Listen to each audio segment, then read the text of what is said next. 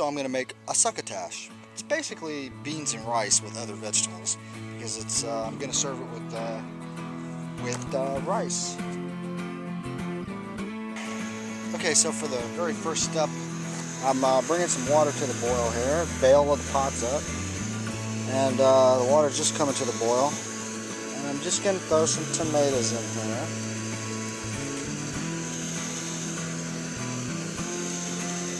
And I'm doing this to allow the skins to come off.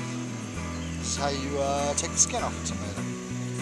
Set it in boiling water for about a minute.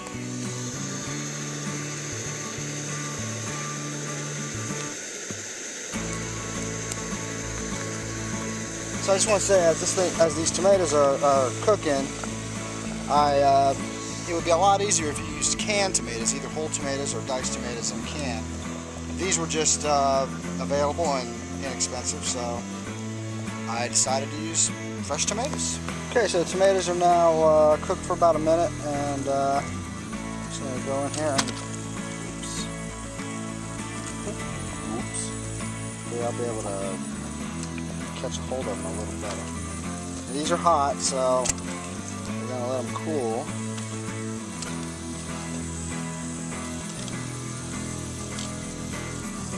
And then while these are cooling, I'm going to prepare the rice.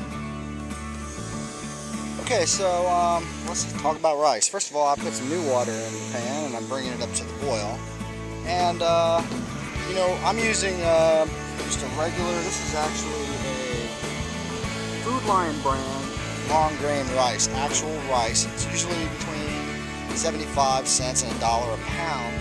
That is a, I believe, 1 pound bag. Very, very inexpensive. Now, most people who are going to cook outdoors or even cook rice in America are going to use instant rice or boil in a bag rice. I think that is probably nutritionally the equal, except for there's less fiber, but I know how to cook rice, and I think it's a good idea for everybody to learn how to cook rice. My stove, I bought the stove specifically because it is able to simmer at a low, at low. A lot of stoves, outdoor stoves, have really two settings, on and off. But this is the Coleman Exponent Feather 442. Whoops, a little warm down there. And the thing I've learned about making rice, if you go on the bag's directions, it will say a certain ratio between the rice and the water, and usually that ratio is 2-to-1. Occasionally you'll see something 3-to-1. But what I've found is that if I make the ratio about 5-to-1, I know that sounds like a lot, maybe 4 or 5-to-1, something like that. It sounds like a lot, but during the cooking process, some of the water will evaporate, because even though this stove does work at a lower temperature, you still will be able to, there'll be some cook-off with the water. So you'll just have to experiment with your stove. You might have to make 3 or 4 or 5 pots of rice before you finally figure out what the correct ratio is and how low your stove will cook. So that's that. So we're just about up to the boil here for the rice, for the water, and let's see if these are, yeah, I can probably handle them. Okay, so there's no way I can do this. So let's see, the rice is okay. So I just added the rice to the water, and now what I'm going to do is, and it's just coming up to the boil again, so I'm going to set this stuff right here. Lid on, drop the temperature down to low. Now to skin these tomatoes, it's a lot easier than it sounds. Just take the knife and make an X on the bottom of the tomato, like this.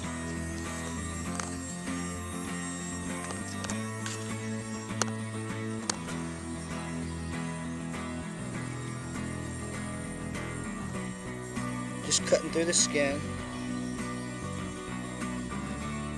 Then just peel the skin off like this. Now,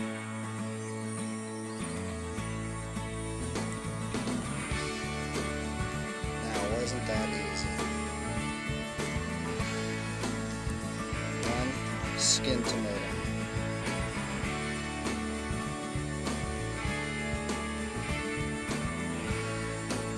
And so here is the tomatoes without their skins. And I'm going to wait until the very last minute before I chop them, which I'm going to add at the very end, so that the tomato flavors stay as fresh as possible. But I also want the juices to stay in the tomatoes. I don't want them to be runny and all over the place. So I'm going to wait, hold that right there, and now I'm going to chop some onion.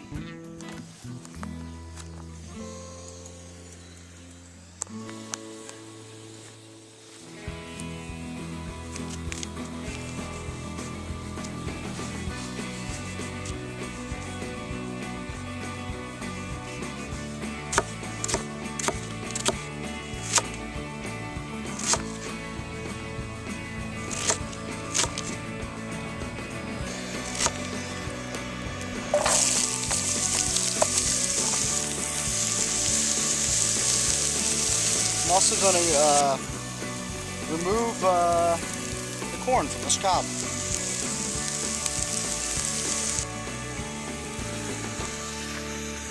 Now that that's, I'm just going to put the corn in with the onion.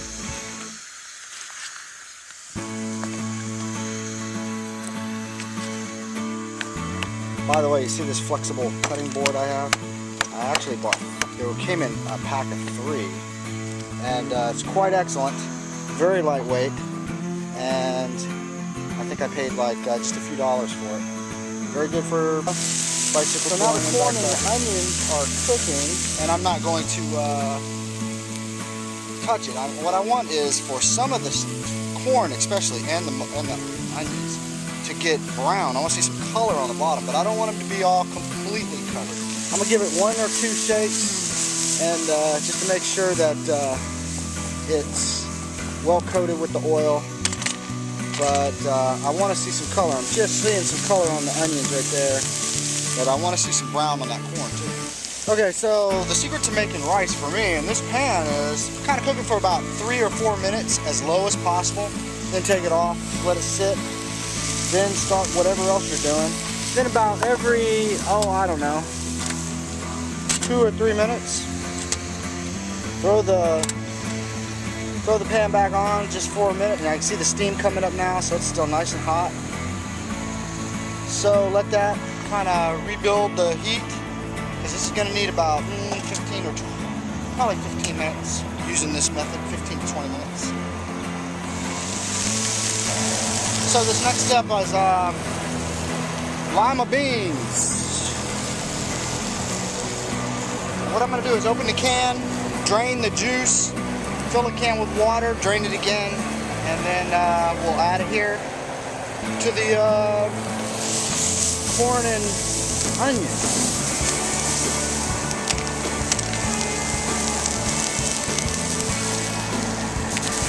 So this is now getting a little brown, and the corn is popping. I'm going to take some lima beans and put it right in.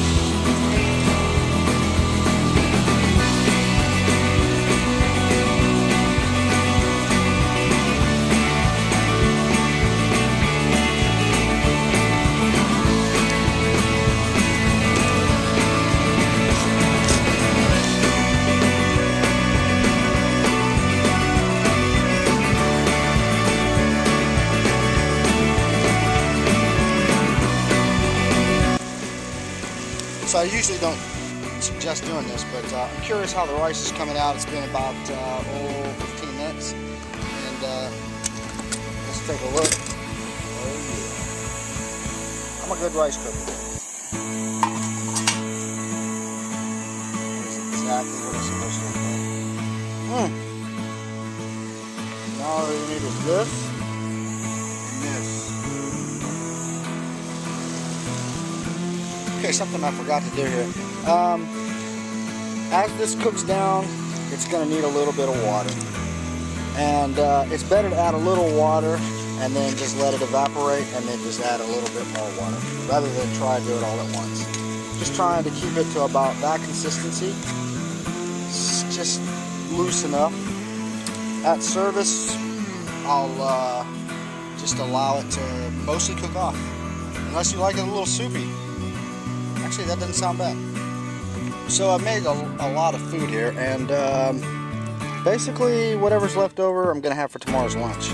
But it's those fresh tomatoes and that fresh corn and the jalapeno pepper. And of course a pound of lima beans. It is good for you.